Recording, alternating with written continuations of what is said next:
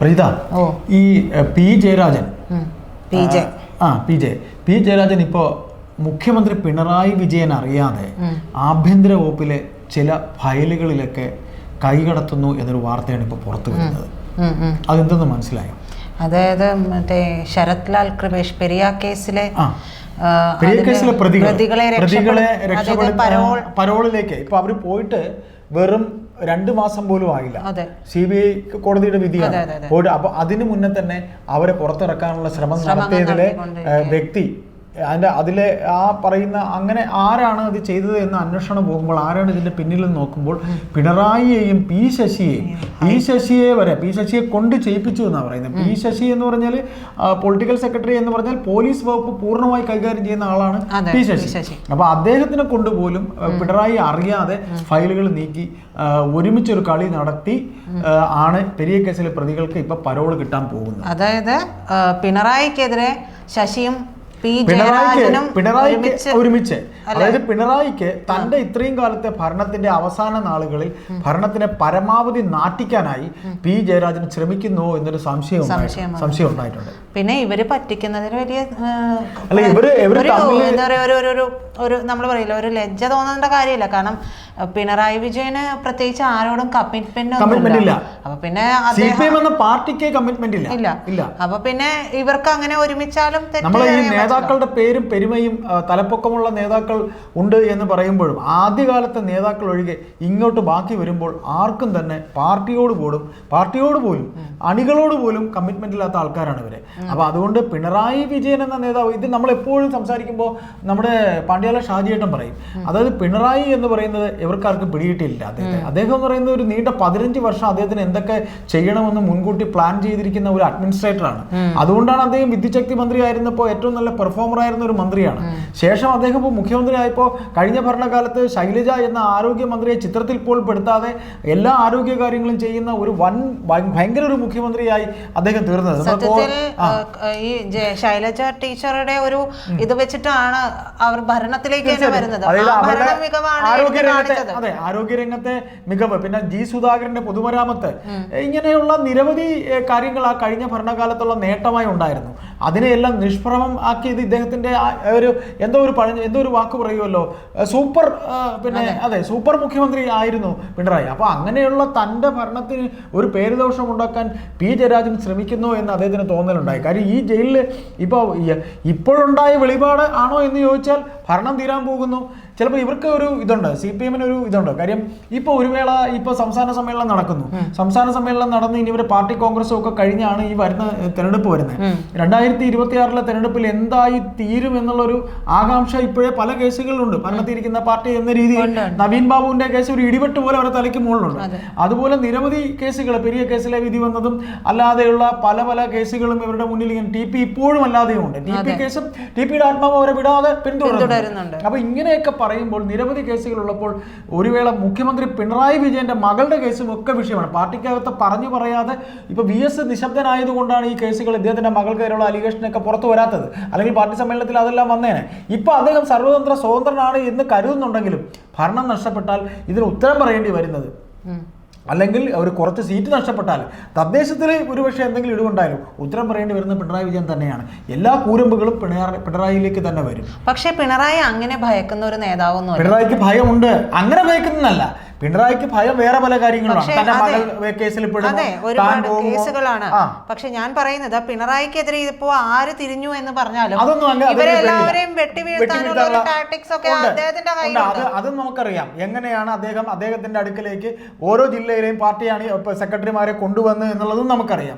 അതായത് പെണ്ണ് കൊടുക്കേണ്ടടുത്ത് പെണ്ണ് കൊടുക്കും, അല്ലാതെ കൊടുക്കേണ്ട എന്ത് ചെയ്യണ്ടോ എന്തെന്ന് പറയുന്നത് എനിക്കത് പറയാൻ തന്നെ ബുദ്ധിമുട്ടായതുകൊണ്ടാണ് ഞാൻ പറയാത്തത്. ഈ ഹോമോസെക്ഷൽകാരന്മാരുണ്ട്, അവന്മാർക്ക് വരെ അങ്ങനെയുള്ള കൊടുക്കുന്ന അങ്ങനത്തെ പിമ്പുകളെ വരെ സപ്ലൈ അങ്ങനെ വരെ ചെയ്താണ് ഈ കണ്ട 15 കൊല്ലം അദ്ദേഹം ഈ പാർട്ടിയെ പിടിച്ചടക്കി എന്ന് പാർട്ടിയിൽ നിന്ന് നമ്മൾ പറയുന്നതല്ല, പാർട്ടിയിൽ നിന്ന് പുറത്താക്കപ്പെട്ട പലരും ഇപ്പോൾ പുറത്തു നിന്ന് വിളിച്ച് പറയുന്നത്. അപ്പൊ അതുകൊണ്ട് അദ്ദേഹത്തിന്റെ മുന്നിൽ നിൽക്കുന്ന തടസ്സങ്ങൾ അദ്ദേഹം വെട്ടി നീക്കും. പക്ഷേ എങ്കിലും അദ്ദേഹം പോലും അറിയാതെയാണ് ഇപ്പോ ഈ പറയുന്ന ഓപ്പറേഷൻ പി ജയരാജൻ തന്നെയാണ് ഇതിനകത്ത് കളിച്ചിരിക്കുന്നത്. മെയിൻ പേര് വെളിയിൽ വരുന്നത്. ഞാനൊരു സംശയം ചോദിക്കട്ടെ, ഈ പി ശശി എന്ന് പറയുന്നത് അദ്ദേഹത്തിന്റെ ഏറ്റവും വേണ്ടപ്പെട്ട ആളായിട്ട് ആൾക്കാരല്ലേ ചേട്ടാ കരുതപ്പെടുന്നത്. അപ്പൊ പിന്നെ എങ്ങനെയാണ് ഇതിലേക്ക് വരുന്നത്? ഒരിക്കലും ഈ പാർട്ടിയിൽ അങ്ങനെ ആർക്കും ഇതൊന്നുമല്ല. ഇപ്പം ഞാൻ പറയാം, സജി ചെറിയാനെ എന്തിനാ പിണറായി വിജയൻ മന്ത്രിയാക്കിയത്? വാസവനെ എന്തിനാ മന്ത്രിയാക്കിയത്? കഴിഞ്ഞ ഭരണകാലത്ത് ടി പി രാമകൃഷ്ണനെ മന്ത്രിയാക്കിയത് എന്തിനാണ്? ടി പി രാമകൃഷ്ണനെ കോഴിക്കോട് ജില്ലയിലെ പാർട്ടി പിടിച്ചെടുക്കാനായിട്ട് പിണറായി ഉപയോഗിച്ച ആളാണ് ടി പി രാമകൃഷ്ണൻ. ഇപ്പോൾ LDF കൺവീനറാണ്, മന്ത്രിയായിരുന്നു, LDF കൺവീനറായി. വാസവൻ കോട്ടയം പിടിച്ചെടുക്കാനാക്കി അദ്ദേഹം ആക്കിയ ആളാണ്. കോട്ടയത്ത് വേറെ നേതാക്കൾ ഇല്ലാത്തതുകൊണ്ടല്ല, മനസ്സിലായില്ലേ? അപ്പോൾ അതുപോലെ തന്നെ സജി ചെറിയാൻ ആരാണ്? സജി ചെറിയാനെയും പത്തനംതിട്ടയായാലും ആലപ്പുഴയായാലും പാർട്ടി. അപ്പോൾ അങ്ങനെ കടകംപള്ളി സുരേന്ദ്രൻ എന്ന് പറയുന്നത് ഒരു സമയത്ത് VS-നൊപ്പം നിന്ന് VS ആണ് കടകംപള്ളി സുരേന്ദ്രനെ കഴക്കൂട്ടത്ത് സ്ഥാനാർത്ഥിയാക്കി ജയിപ്പിച്ച് MLA ആക്കുന്നത്. ആ കടകംപള്ളി എങ്ങനെയാണ് പിണറായി പക്ഷത്തേക്ക് പോയത്? കടകംപള്ളിയെ മന്ത്രിയാക്കി, സംസ്ഥാന സമിതിയിൽ വന്നു.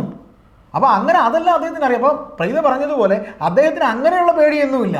കാര്യം അദ്ദേഹം 15 കൊല്ലം പാർട്ടിയെ ഒരു മെഷീൻ പോലെ നിയന്ത്രിച്ചുകൊണ്ട് പോയി എന്നുണ്ടെങ്കിൽ, ഞാൻ കേട്ടിട്ടുള്ള ഒരു ഉദാഹരണം, പിന്നെ നമ്മുടെ കരുനാഗപ്പള്ളിയിൽ ഇപ്പോൾ അവിടെ അഡ്ഹോ കമ്മിറ്റിയാണുള്ളത്. കരുനാഗപ്പള്ളിയിലെ ഒരു പ്രമുഖ നേതാവിൻ്റെ മേലുണ്ടായ ഒരു അലിഗേഷൻ ഉണ്ട്.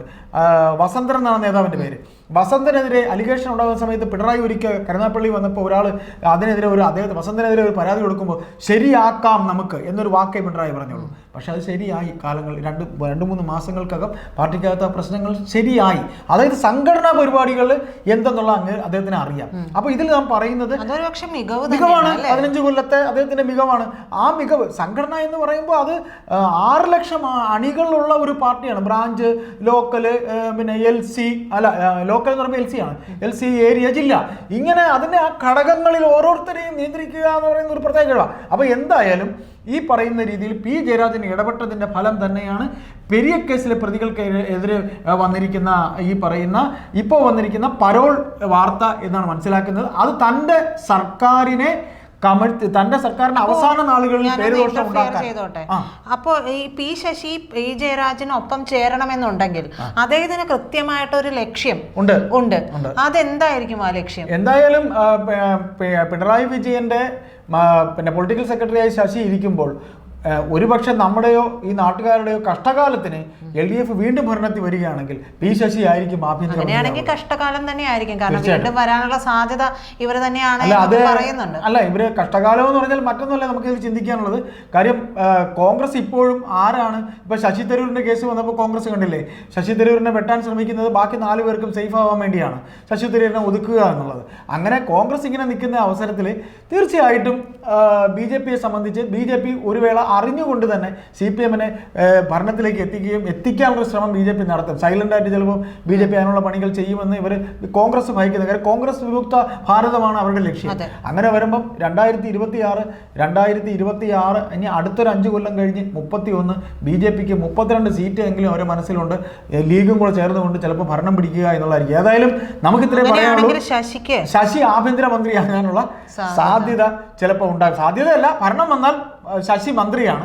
ശശിയെ മിക്കവാറും കല്യാശ്ശേരി തന്നെ നിർത്തി മത്സരിപ്പിക്കാനുള്ള സാധ്യത, സേഫ് ആയിട്ടുള്ള സീറ്റാണ്, സേഫ് സോണാണ്, നിർത്തി ജയിപ്പിക്കാനുള്ള സാധ്യത. അപ്പോൾ പി ജയരാജൻ വീണ്ടും പാർട്ടിയിലെ കണ്ണൂർ ഘടകത്തിലെ പിണറായിയുടെ കണ്ണിലെ കരടാകുന്നു.